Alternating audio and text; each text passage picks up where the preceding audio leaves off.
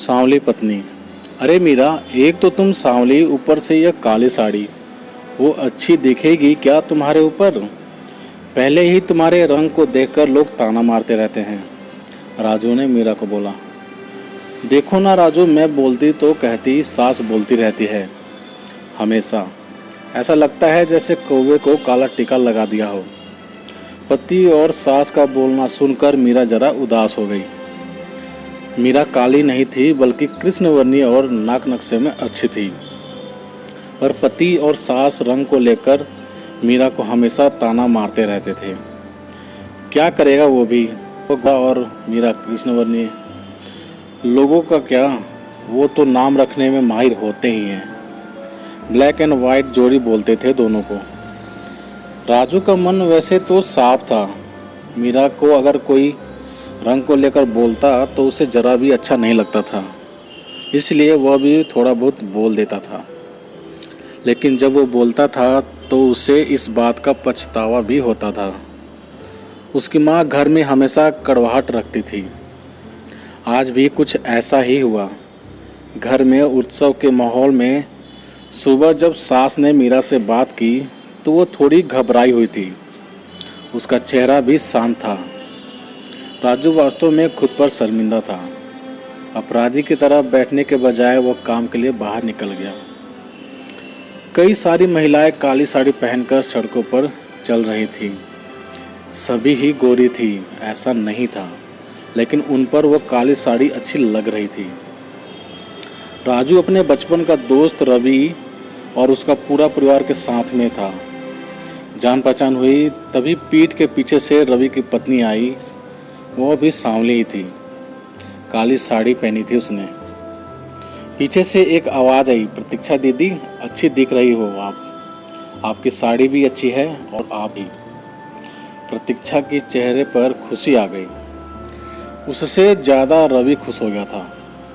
राजू रवि को कुतूहल से देख रहा था। रवि ने वह देखा और जाना। वो राजू के सवालों को हल करना चाहता था। रवि ने राजू से सीधे ही पूछ लिया, पूछो तुम्हारे मन में जो भी है, मैं तुम्हें उसका उत्तर देने के लिए तैयार हूँ। राजू पहले हड़बड़ाया, फिर वह बोलने लगा कि नहीं नहीं, ऐसा कुछ भी नहीं है। रवि ने राजू से कहा, तुम मुझे नहीं जानते कि मैं लोगों का मन कितने अच्छे से पढ़ सकता हूँ। तुम तो मेरे बचपन के मित्र हो। तुम्हारे मन की बात भला मुझसे कैसी छुपी रह सकती है। रवि आगे बोला, चलो ठीक है, तुम्हारा सवाल भी मैं बता देता हूँ। तुम यही सोच रहे हो ना कि मेरी पत्नी जो रंग से काली है और आज उसने काली साड़ी पहन रखी है, फिर भी वो और मैं इतना खुश कैसे? राजू सब कुछ शांति से सुन रहा था और कुछ भी बोल नहीं पा रहा था। रवि बोला, काला रंग ऐसा रंग है जिसमें दुनिया का कोई भी रंग मिला दे वह कभी नहीं बदलता, यानी कि किसी और रंग की संगत में वह अपना अस्तित्व कभी नहीं छोड़ता। इसी प्रकार प्रतीक्षा भी दिल से एकदम उस कलर के जैसे ही है। कभी भी रंगीन ना होने वाली लड़की है। वह अपने मर्जी से जिए, बस मैं यही चाहता हूँ। मैं उसे खुश देखना चाहता हूँ। लोगों का क्या, वह तो बैठे ही हैं बुरा भला बोलने के लिए। गोरी औरत रही तो छिपकली बोलते हैं, काली होती है तो कौवा बोलते हैं। क्या क्या नहीं बोलते लोग। ताना मारने वाले मारते रहें।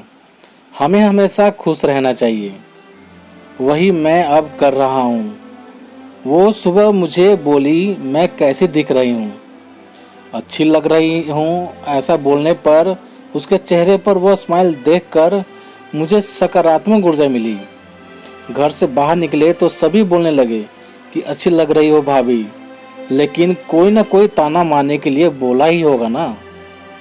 उस वजह से जीने की दिशा क्यों बदलें?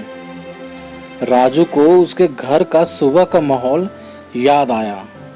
वह खुद पर ही चिढ़ गया। उसे लगा वो सचमुच में ही गलत था। मैं ही मीरा को दुख देता हूँ, उस वजह से सब उसे बोलते हैं।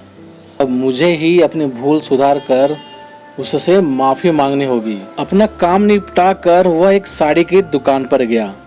मीरा के लिए उसने काले रंग की साड़ी ली और घर गया। घर जाने के बाद उसने देखा मीरा शांत बैठी हुई थी। उसने मीरा को आवाज़ दी और साड़ी उसके हाथों में दे दी। मीरा को थोड़ा ये अजीब सा लगा। उसने प्रश्नार्थक नज़रों से राजू की ओर देखा। उसने बॉक्स खोलकर देखा तो काले रंग की साड़ी थी। मीरा, मैं लाया हूँ तुम्हारे लिए यह साड़ी। आज पहन के दिखाओ कि कैसी दिखती हो तुम। अच्छी नहीं लगी तो बदल देंगे साड़ी को। देखने तो दो कैसी दिखती हो तुम इस रंग में। मीरा को थोड़ा अच्छा लगा। चलो तैयार हो जाओ जल्दी, हम बाहर जाकर आते हैं, एक क्लाइंट के पास जाना है, उन्होंने हम दोनों को बुलाया है। राजू की बात सुनकर मीरा तैयार होने चली गई। काली साड़ी, उस पर से हल्का सा मेकअप और लंबे बालों की चोटी। राजू की माँ भी मीरा को देखते ही रह गई। राजू बोला, मीरा मुझे माफ करना। अरे लोगों की बातों में आकर मैं तुम्हें हमेशा बुरा भला बोलता रहा। खरा सौंदर्य किसमें है यह मैं रंग दो ही हैं यह जानकर जीना छोड़ दे क्या? अपनी खुद की पसंद छोड़ दे क्या? तुम्हें काली रंग की साड़ी पहनना बहुत अच्छा लगता था ना, पर मैं हमेशा तुम्हें टोकता रहता था। अब मुझे समझ में आया, किसी भी रंग में रंगते वक्त मन साफ हो तो खूबसूरती अपने आप ही निखरती है। तुम जैसा चाहती हो वैसा ही जियो। मैं कभी भी तुम्हें नहीं बोलूँगा। और हाँ, सचमुच सुंदर दिखती हो तुम। तुम्हारे रंग पर अच्छा खिलता है यह काला रंग। राजू की बात सुनकर मीरा के चेहरे की लाली और भी ज़्यादा बढ़ गई थी। शर्मा कर वह राजू को बोली, क्या आप भी? राजू ने मीरा का मुस्कुराता हुआ चेहरा देखा और उसके बदले हुए विचारों से राजू खुश हुआ। मन ही मन राजू ने रवि को धन्यवाद किया, क्योंकि यह परिवर्तन रवि के शब्दों द्वारा हुआ था। खूबसूरत दिखने के लिए खूबसूरत दिखना जरूरी नहीं है, बल्कि खूबसूरत सोच होना जरूरी है। इंसान का अगर मन सुंदर है तो इससे कोई फर्क नहीं पड़ता कि वो किस रंग का है। दोस्तों, आप सभी का इस बारे में क्या राय है, कमेंट करके हमें ज़रूर बताना। यदि कहानी आप सभी को पसंद आई हो तो लाइक करना, शेयर करना और चैनल पर नए हो तो प्लीज़ चैनल को सब्सक्राइब भी ज़रूर कर देना। तो चलिए दोस्तों, मिलते हैं आप सभी से एक और नई कहानी के साथ। तब तक के लिए जय हिंद, वंदे मातरम।